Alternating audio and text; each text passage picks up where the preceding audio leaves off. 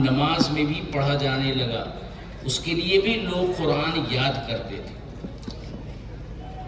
23 سال میں جو قرآن نازل ہوا وہ مکمل لکھا ہوا نبی اکرم صلی اللہ علیہ وسلم کے پاس محفوظ ہے، اور وہ پورا قرآن صحابہ میں کئی سو صحابہ کو یاد بھی ہے، خود حضور صلی اللہ علیہ وسلم کو یاد ہے۔ اس طرح 23 سال میں جو قرآن نازل ہوا وہ مکمل محفوظ ہے، مکمل یاد ہے، مکمل پڑھوا دیا گیا ہے، مکمل اس کو سمجھا دیا گیا ہے، اور پورے قرآن پر حضور نے عمل کرا کے دکھا دیا۔ اور عمل جب ہو جاتا ہے تو وہ چیز ایسی یاد ہوتی ہے کہ پھر نہیں بھولتی۔ جیسے نمازیں ہیں، فجر ظہر عصر، آدمی جو نماز پڑھتا ہے ایک دفعہ سیکھ لینے کے بعد وہ بھولتا نہیں، لیکن عید کی نماز جو ہے وہ ہر آدمی بھول جاتا ہے کہ اتنی تکبیریں ہیں کس طرح کی جائیں گی، کیونکہ وہ سال میں ایک دفعہ آتی ہے۔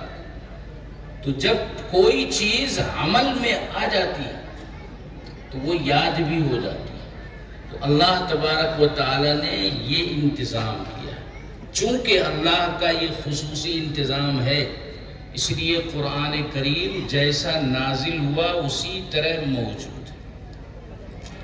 ہارون رشید کے دربار کا ایک واقعہ ہے کہ ایک شخص جو غیر مسلم تھا، ہارون رشید جو بغداد کے خلیفہ تھے، ان کے دربار میں آتا تھا۔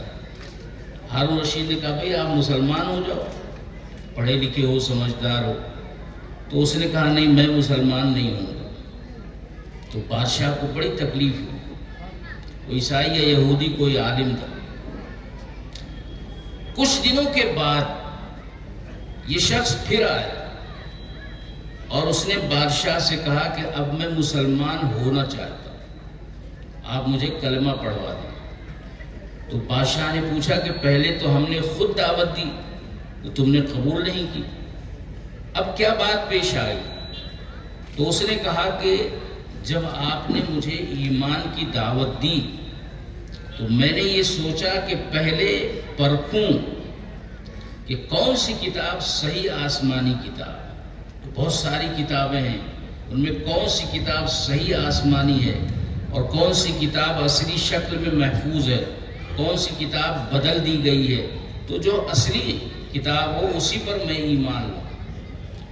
اس نے کہا کہ آپ جانتے ہیں میں عبرانی بھی لکھنا جانتا ہوں جس میں تورات ہے، میں سریانی بھی لکھنا جانتا ہوں جس میں انجیل ہے، اسی طرح یہودیوں کی اور ایک کتاب ہے زبور، اس کو بھی میں لکھنا جانتا ہوں، اور عربی کا بھی میں بہترین کاتب ہوں۔ یہاں سے جانے کے بعد میں نے یہ 4 مشہور کتابیں اپنے ہاتھ سے لکھی۔ زبور لکھی، یہودیوں کے پاس لے گیا اور ان سے کہا کہ یہ تمہاری دعاؤں کی کتاب ہے، آسمانی کتاب ہے، اس کو اپنی مسجد میں رکھو اور پڑھو۔ انہوں نے رکھ لیا اور پڑھنے لگے۔ پھر تورات لکھی، وہ بھی یہودیوں کے پاس لے گیا، وہ بھی انہوں نے رکھ لی اور پڑھنے لگے۔ انجیل لکھی، عیسائیوں کے چرچ میں گیا کہ بھئی یہ تمہاری انجیل ہے، وہ میں نے لکھی ہے، مجھے بہت شوق ہے، اسے آپ یہاں رکھ لو اور پڑھو۔ رکھ لیا اور پڑھنے لگے۔ کسی نے نہیں پوچھا کہ تم کون ہو، تمہیں کیا شوق ہے زبور یا انجیل یا تورات لکھنے کا۔ پھر میں نے قرآن بھی لکھا، قرآن کے 3 نسخے میں نے لکھے۔ پھر میں لے کر ایک جامع مسجد کے امام صاحب کے پاس گیا۔ میں نے کہا امام صاحب یہ مجھے قرآن سے بہت شغف ہے، میں نے یہ اپنے ہاتھ سے لکھا ہے، اس کو آپ مسجد میں رکھوا دیں، لوگ پڑھیں۔ امام صاحب نے کہا کہ پہلے ہم اس کو پرکھیں گے، کیونکہ آپ مسلمان تو نہیں ہو، آپ نے قرآن کس مقصد سے لکھا ہے، صحیح لکھا ہے یا غلط لکھا ہے۔ پہلے ہم 3 حافظ بچے ہمارے ہیں، ان کے حوالے یہ قرآن آپ کا کرتے ہیں، تینوں اس کو پڑھیں گے، جہاں غلطی ہوگی نشاندہی کریں گے، اگر غلطی نہیں ہوئی تو ہم اس کو مسجد میں رکھوا دیں گے، آپ 3 4 5 روز کے بعد آؤ۔ وہ بعد میں آیا تو امام صاحب نے کہا کہ بس جلدی سے واپس چلے جاؤ یہاں سے، اس قرآن میں تم نے جان بوجھ کر بہت سی غلطیاں کی، اور ہمارے حافظ بچوں نے تینوں قرآن میں جہاں جہاں غلطی تھی اس کی نشاندہی کر دی ہے۔ اس قرآن کو ہم نہیں رکھ سکتے، اور یہاں سے تم چلے بھی جاؤ، ورنہ لوگ تمہاری مرمت بھی کر سکتے ہیں، تم نے مسلمانوں کو دھوکہ دینا چاہا۔ تو اب وہ کہتا ہے کہ بادشاہ سلامت، اب میرا ایمان پختہ ہوا کہ بس یہی ایک کتاب قرآن ہے جو صحیح آسمانی کتاب ہے، جو آج تک باقی ہے۔ باقی جتنی کتابیں نازل ہو گئی ہیں ہوئی ہیں، آج کوئی بھی اصلی شکل میں محفوظ نہیں ہے۔ تو یہ قرآن کی حفاظت اللہ تعالی غیب سے کر رہا ہے، اور یہ ہمارے جو علماء کرام ہیں، حفاظ کرام، قراء عظام، یہ سب اس خدمت میں لگے ہوئے ہیں، کس طرح قرآن کی حفاظت اور اچھے طریقے پر۔ حضرت مولانا رحمت اللہ صاحب کیرانوی، دیوبند کے قریب 60-70 کلومیٹر پہ کیرانہ ہے، وہاں کے بڑے عالم تھے۔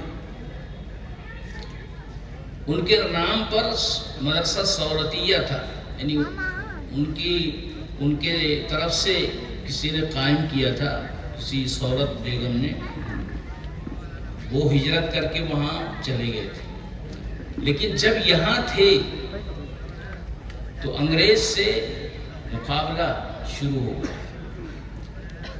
اس سے پہلے کی بات ہے کہ انگریز دلی میں آ گئے، قابض ہو گئے، اور وہ چیلنج کرنے لگے۔ بہت سے پادری یورپ سے آتے تھے اور جامع مسجد کی سیڑھیوں پہ کھڑے ہو کے کہتے تھے کہ دیکھو ہم چیلنج کرتے ہیں کہ قرآن صحیح کتاب نہیں ہے، بائبل صحیح کتاب ہے، بائبل کی ایک آیت میں تبدیلی نہیں ہے، قرآن کی کئی آیتیں بدل دی گئی ہیں۔ اگر کوئی مسلمان ہماری باتوں کا جواب دے سکتا ہو تو وہ آئے۔ تو مولانا رحمت اللہ صاحب کیرانوی میدان میں آئے، انہوں نے کہا کہ ہم تمہاری بات کا جواب دیں۔ ایک اور مسلمان پڑھے لکھے جو انگریزی جانتے تھے، ان کو لے کر آگرے میں مناظرہ ہوا، اور حکومت کی نگرانی میں مناظرہ ہوا، انگریز حکومت۔ اور چونکہ ان کو بہت یقین تھا کہ اس میں انگریز جیتیں گے، تو بڑے جوش و خروش سے وہ لوگ آئے تھے۔ مناظرے کے شرائط طے ہوئے تھے، اس میں یہ بات طے ہوئی تھی کہ اگر مولانا رحمت اللہ صاحب ثابت کریں گے کہ قرآن میں تبدیلی نہیں ہوئی ہے، بائبل میں ہوئی ہے، تو پادری فنڈر تھا وہ مسلمان ہو جائے گا، اور اگر پادری فنڈر نے یہ ثابت کیا کہ قرآن میں تبدیلی ہوئی ہے، بائبل بالکل اسی طرح ہے، تو مولانا رحمت اللہ صاحب عیسائی بن جائیں گے۔ یہ شرائط طے ہو۔ اب مناظرہ شروع ہوا۔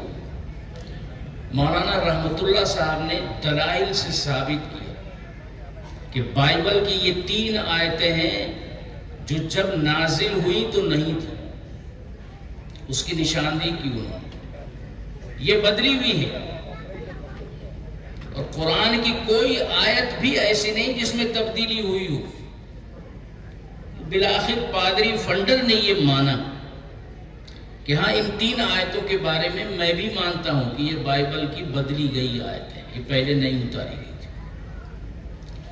اب مولانا رحمت اللہ صاحب نے کہا کہ بھئی اب مسلمان ہو جاؤ، شرائط میں یہی طے ہوا تھا، لیکن وہ مسلمان نہیں ہوا، مناظرہ چھوڑ کر بھاگ گیا۔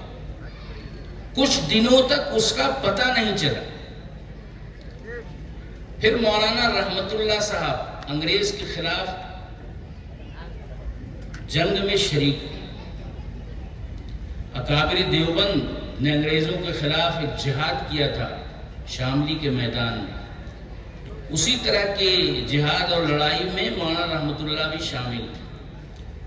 اس لیے انگریز ان کو پکڑنے کے لیے کیرانہ آیا، تو میں کیرانہ کے قریب ایک گاؤں ہے، پنجیٹ نام ہے اس کا، ایک دفعہ وہاں گیا ہوا تھا، تو وہاں کے پردھان نے ایک رسالہ مجھے دیا۔ اس رسالے میں یہ لکھا ہوا تھا، کسی طرح انگریزوں کو پتہ چلا کہ مولانا رحمت اللہ صاحب کیرانہ سے اس گاؤں میں آ گئے۔ اب وہ انگریزوں نے فوج کے آدمی کو بھیجا کہ جاؤ تلاش کر کے لاؤ کہاں ہے۔ تو پردھان نے کہا کہ بھئی مولانا صاحب آپ تو یہاں گاؤں میں آ گئے ہو، آپ کے پیچھے پولیس لگی ہوئی ہے، فوج لگی ہوئی ہے، اور آپ کچھ کھرپا وغیرہ لے لو، گھاس کاٹنے کا جو آلہ ہوتا ہے، اور کھیت میں کہیں جا کے گنے کے کھیت میں چھپ جانا، یا کہیں گھاس واس کاٹنا، نہیں تو پولیس والے اگر پکڑ لے گئے تو مصیبت آ جائے گی۔ تو یہ بیچارے چلے گئے۔ انہوں نے خود لکھا ہے مولانا رحمت اللہ صاحب نے کہ ایک کھیت کی میٹ پر میں بیٹھا ہوا تھا، گھاس چھیل رہا تھا، اسی میٹ پر ایک انگریز گھوڑا دوڑاتا ہوا آیا، اور وہ گھوڑا دوڑانے میں جو مٹی اڑ رہی تھی وہ میرے بدن پر پڑتی تھی، لیکن وہ انگریز مجھے دیکھ نہیں سکا۔ میں دعا پڑھتا رہا، اللہ تعالیٰ نے مجھے بچا لیا، اور ایک دو دفعہ چکر لگا کے وہ گاؤں سے چلا گیا کہ وہ رحمت اللہ تو کہیں نظر نہیں آیا۔ یہ مولانا رحمت اللہ مکہ مکرمہ پھر چلے گئے۔ اب مکہ مکرمہ میں خلافت جو قسطنطنیہ میں قائم تھی ترکی میں، اس کے گورنر مکے میں بھی رہتے تھے، تو بادشاہ نے ترکی استنبول، اس کو آج کل کہتے ہیں، جو پہلے قسطنطنیہ تھا، وہاں سے یہ اطلاع بھیجی کہ یہاں ایک پادری نکلا ہے اور بہت ناک میں دم کر رکھا ہے اس نے۔ اگر مکے میں ساری دنیا کے علماء رہتے ہیں، کوئی عالم ایسا ہو جو پادریوں کو لاجواب کر سکے تو آپ اس کو بھیج دیں۔ تو لوگوں نے معلوم کیا تو پتہ چلا کہاں ہے، ایک ہندی عالم ہے، وہ مولانا رحمت اللہ، تو ان کو شاہی اعزاز کے ساتھ استنبول بھیجا گیا۔ جب یہ استنبول پہنچے تو وہ استنبول کی سیڑھیوں پر، جامع مسجد کی سیڑھیوں پہ وہاں چیلنج دے رہا تھا، لیکن جیسے ہی معلوم ہوا کہ مولانا رحمت اللہ صاحب یہاں بھی پیچھا کرتے ہوئے آ گئے ہیں، تو پھر وہ وہاں سے بھی کہیں روپوش ہو گیا، پھر کبھی نظر نہ آیا۔ تو یہ علماء دیوبند میں یہ بڑے بڑے علماء ہیں، یہ ان کی خدمات ہیں۔ اگر انگریزوں نے یہ چال جو یہاں چلی تھی مسلمانوں کو عیسائی بنانے کی اور یہ علماء کو چیلنج کرنے کی، اگر وہ اس میں کامیاب ہو جاتے تو پتہ نہیں کتنا بڑا علاقہ ہندوستان کا عیسائی بن گیا ہوتا، لیکن اللہ تعالیٰ نے حضرات علماء دیوبند کو کھڑا کیا اور انہوں نے مختلف محاذوں پر کام کیا اور تعلیم کو اس کا ذریعہ بنایا۔ قرآن کریم کی خدمت کے لیے حضور صلی اللہ علیہ وسلم نے مسجد نبوی کے اندر مدرسہ قائم کیا، بعد میں صحابہ کرام جہاں بھی گئے وہاں انہوں نے ایک مسجد بنائی اور مسجد میں ایک مدرسہ قائم کیا۔ ہندوستان میں بھی یہی ہوا۔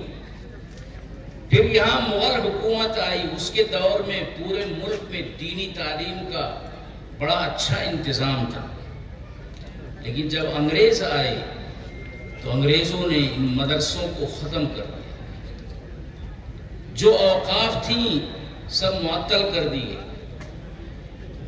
جو غریب طلبہ کے قیام اور تعلیم کا نظم تھا اس کا سلسلہ ختم ہو گیا۔ سب سے پہلے انہوں نے مدرسوں پر ہاتھ ڈالا پھر لارڈ میکالے کا دور آتا ہے، وہ کہتا ہے کہ ہم نے ایسی تعلیمی پالیسی بنائی ہے جس کو پڑھنے والا ہندوستان، عرب، افریقہ کہیں کا بھی ہوگا، لیکن وہ اپنے ذہن اور فکر کے اعتبار سے انگلستانی اور انگریز ہو، یعنی مسلمانوں، ہندوؤں، عیسائیوں سب کو انگریز بنانے کے لیے یہاں تعلیمی پالیسی نافذ کی جا رہی تھی۔ اللہ تعالیٰ نے ہمارے اکابر کو کھڑا کیا، حضرت حاجی امداد اللہ صاحب مہاجر مکی، حضرت مولانا رشید احمد گنگوہی، حضرت مولانا قاسم صاحب نانوتوی، حضرت شیخ الہند مولانا محمود حسن، بعد میں ان کے شاگرد وغیرہ سب، اور انہوں نے دیوبند میں ایک مدرسہ قائم کیا، ایک استاذ اور ایک طالب علم سے، ایک استاذ اور ایک طالب علم سے یہ مدرسہ قائم ہوا ہے، جس کو بعد میں دارالعلوم دیوبند کہا گیا۔ پہلے اس کا نام تھا مدرسہ اسلامی دیوبند، ایک استاذ ایک طالب علم سے بنا تھا، مگر اللہ نے اس کو مقبولیت عطا کی، اتنا خلوص تھا بانیوں میں کہ بہت جلد دارالعلوم نے مقبولیت حاصل کر لی۔ 1-2 سال میں افغانستان وغیرہ کے طلبہ بھی یہاں آ کر پڑھنے لگے، اور ساری دنیا میں اس کا فیض جاری و ساری ہوا۔ تو دارالعلوم دیوبند نے تعلیم ہی کو اصل بنیاد بنایا۔ تو مدرسہ دیکھنے میں مدرسہ قائم کیا گیا، حقیقت میں یہ اسلامی چھاؤنی تھا، یہاں تعلیم بھی ہوتی تھی، انگریزوں کو بھگانے، ان کو کھدیڑنے کی تربیت دی جاتی تھی، مختلف طریقوں سے اسلام کی حفاظت و اشاعت کا انتظام کیا جانے لگا۔ پھر وہ وقت بھی آیا کہ دارالعلوم کے فضلاء اور اکابر ہی نے انگریزوں کے خلاف میدان جہاد برپا کیا، انگریزوں کے خلاف یہ اکابر لڑے، اور اس کے بعد پھر اللہ نے اس ملک کو آزاد کیا۔ حضرت شیخ الہند مولانا محمود حسن دیوبندی،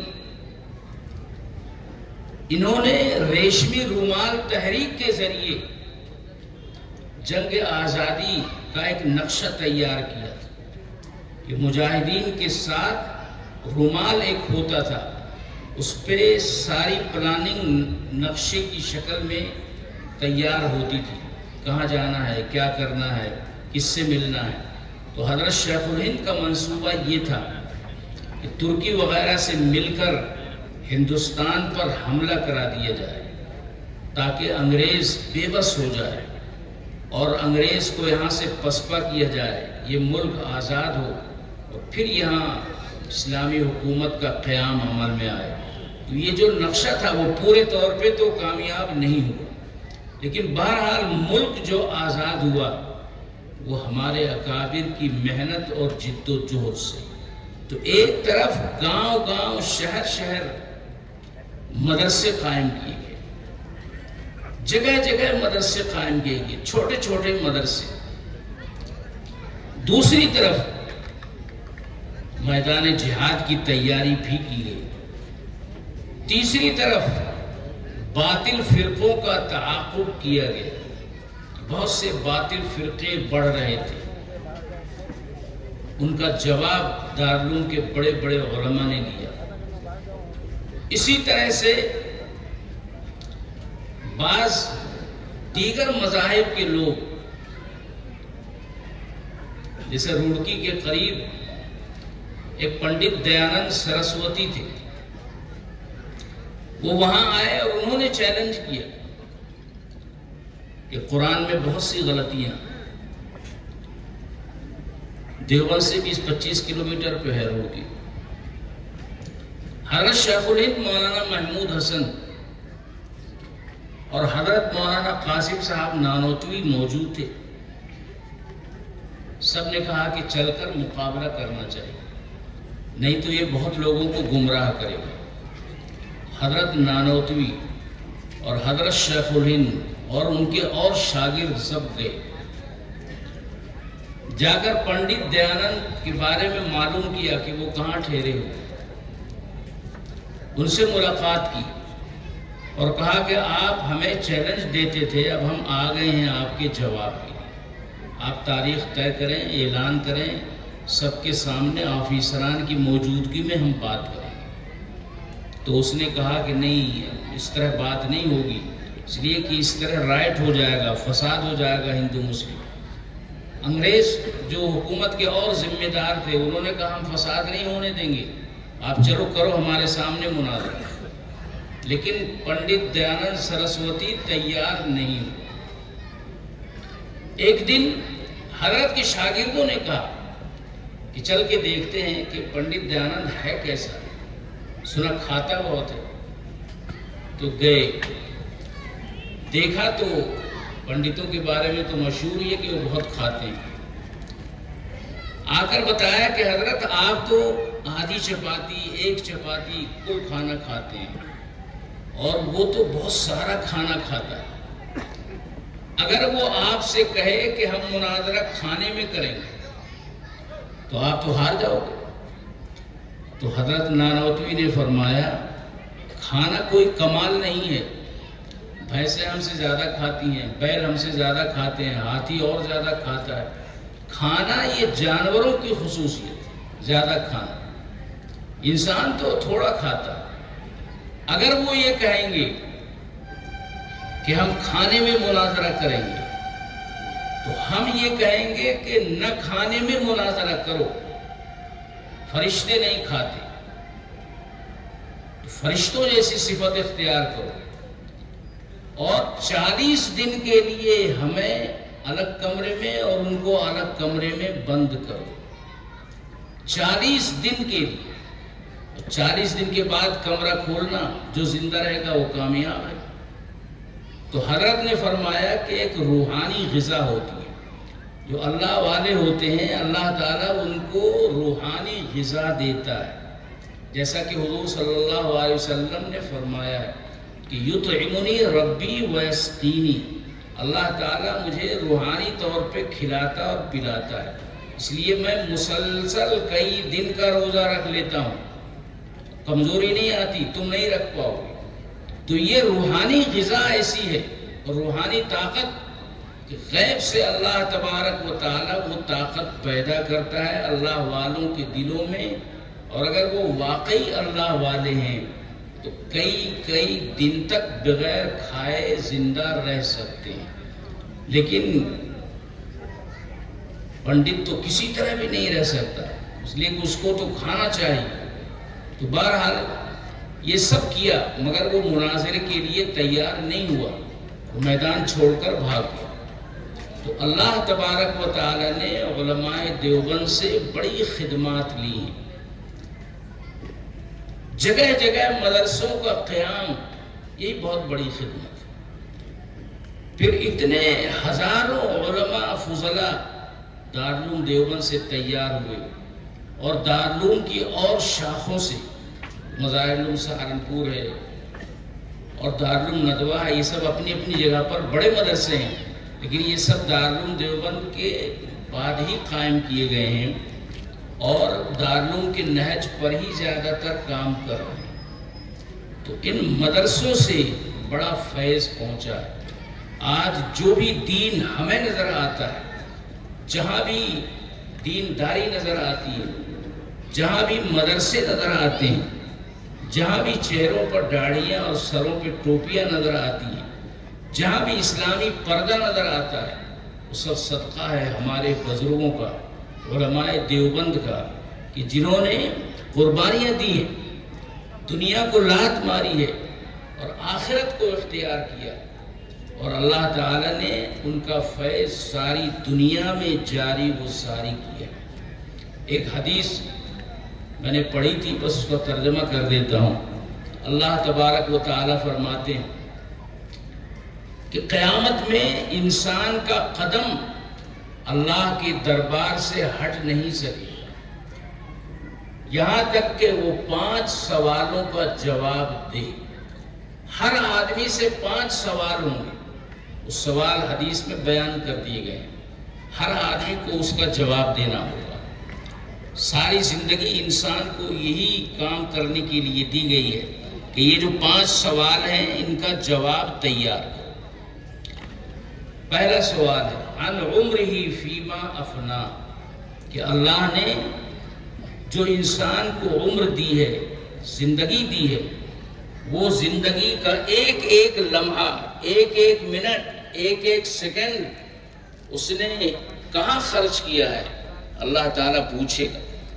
جتنی گھٹتی ہے اتنی بڑھتی ہے، عمر انسان کی یوں ہی کٹتی ہے۔ زندگی اور عمر کے بارے میں سوال ہوگا کہ زندگی میں نیک کام کر کے آدمی جنت کما سکتا تھا، آخرت میں جہنم سے بچ سکتا تھا، اپنے آپ کو سرخرو کر سکتا تھا۔ عمل سے زندگی بنتی ہے، جنت بھی جہنم بھی یہ خاکی اپنی فطرت میں نہ نوری ہے نہ ناری ہے، جیسا عمل ہوگا ویسا ہی انجام۔ تو اللہ تبارک و تعالی پہلا سوال زندگی کے بارے میں۔ دوسرا سوال وعن شبابی فیما ابلا، جوانی آدمی نے کہاں گزاری، جوانی کے ایک ایک منٹ اور لمحے کا سوال ہوگا۔ کہ جوانی میں عمر طاقتور ہوتی ہے، آدمی کے اعضاء مضبوط ہوتے ہیں، ارادے مضبوط ہوتے ہیں، عزائم مضبوط ہوتے ہیں، جو چاہے کرنا وہ کر سکتا ہے۔ بڑھاپے میں یہ سب کم ہو جاتا ہے۔ تو جوانی میں کون سی عبادت کی ہے؟ تو جوانی کی عبادت اگر واقعی عبادت ہے تو اللہ تبارک و تعالی ایسے جوان کو عرش کے سائے میں رکھے گا۔ چنانچہ ایک حدیث ہے کہ 7 آدمی قیامت میں عرش کے سائے میں ہوں گے، جبکہ ساری دنیا پر نفسی نفسی کا عالم ہوگا، سخت گرمی ہوگی، پسینے سے شرابور ہوں گے، مگر ان 7 طرح کے آدمیوں کو کوئی گرمی نہیں لگے گی۔ اس میں ایک شخص ہے کہ شاب نشا فی عبادت اللہ، ایسا جوان جو اللہ کی عبادت میں پروان چڑھا ہو، جس کی عبادت اللہ، جس کی جوانی اللہ کی عبادت میں گزری۔ تیسرا سوال ہے وَعَمْ مَالِهِ مِنْ أَيْنَ اكْتَسَبَهُ وَأَيْنَ أَنْفَقَهُ، مال کے بارے میں 2 سوال، مال کہاں سے کمایا ہے، مال کہاں خرچ کیا۔ اس لیے مال کمانے میں بھی حساب ہوگا، مال خرچ کرنے کا بھی حساب ہوگا۔ لوگ یہ سمجھتے ہیں کہ جو چاہے کما لیں، ایسا نہیں ہے۔ شریعت کے مطابق حلال طریقے پہ ہی کمانا ہوگا، حلال جگہ ہی خرچ کرنا ہوگا۔ پھر فرمایا وَمَاذَا عَمِلَ بِمَا عَلِمَ، دین کی جو باتیں آدمی جانتا تھا اس پر عمل کتنا کیا، جتنا علم دین حاصل تھا اس پر عمل کیا یا نہیں کیا، یا علم دین ہی حاصل نہیں کیا، تو یہ سوال بہرحال ہوگا۔ اس لیے ہمیں اس کی تیاری کرنی چاہیے۔ ہمارے اساتذہ نے اور بڑوں نے یہ دین ہم تک پہنچایا ہے۔ آج دین کو صحیح اور اصلی شکل میں محفوظ رکھنا بہت مشکل ہو گیا ہے، اور یہ علماء کا ہی کام ہے کہ اسلام کو اصلی شکل میں محفوظ رکھیں، نوجوانوں اور نئی نسل کے ایمان کی حفاظت کریں۔ حضرت یعقوب علیہ السلام کا واقعہ قرآن میں نقل کیا گیا ہے کہ ان کے وفات کا وقت آیا تو انہوں نے سب بچوں کو جمع کیا اور جمع کر کے یہ کہا کہ میرے بعد تم کس کی عبادت کرو۔ ان کے بھائیوں نے، بیٹوں نے، پوتوں نے، لڑکوں نے، سب نے یہ کہا کہ آپ کے بعد بھی ہم اسی ایک اللہ کی عبادت کریں گے، اس کی عبادت آپ کرتے رہے، حضرت اسحاق کرتے رہے، حضرت اسماعیل کرتے رہے، حضرت ابراہیم کرتے رہے۔ تو ان کو اطمینان ہوا کہ جو توحید میں خاندان میں پیدا کر کے جا رہا ہوں الحمدللہ وہ باقی رہے.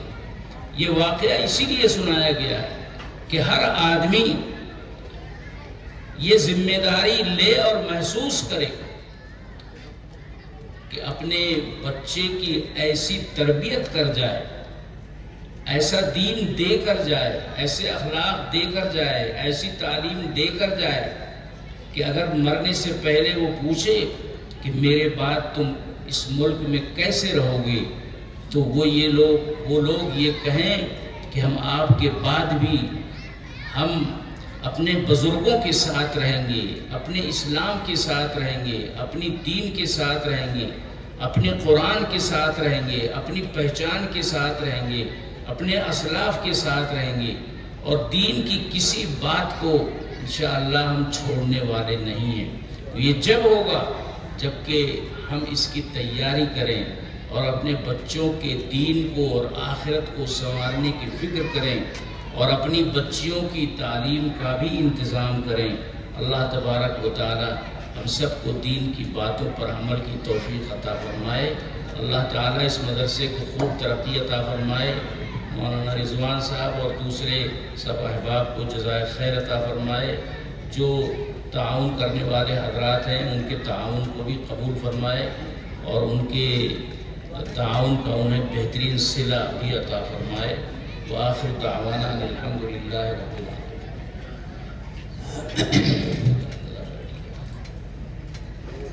لے گیا جان و دل جسم سے کھینچ کر، لے گیا جان و دل جسم سے کھینچ کر، ہاں مگر روح کو تازگی دے گیا.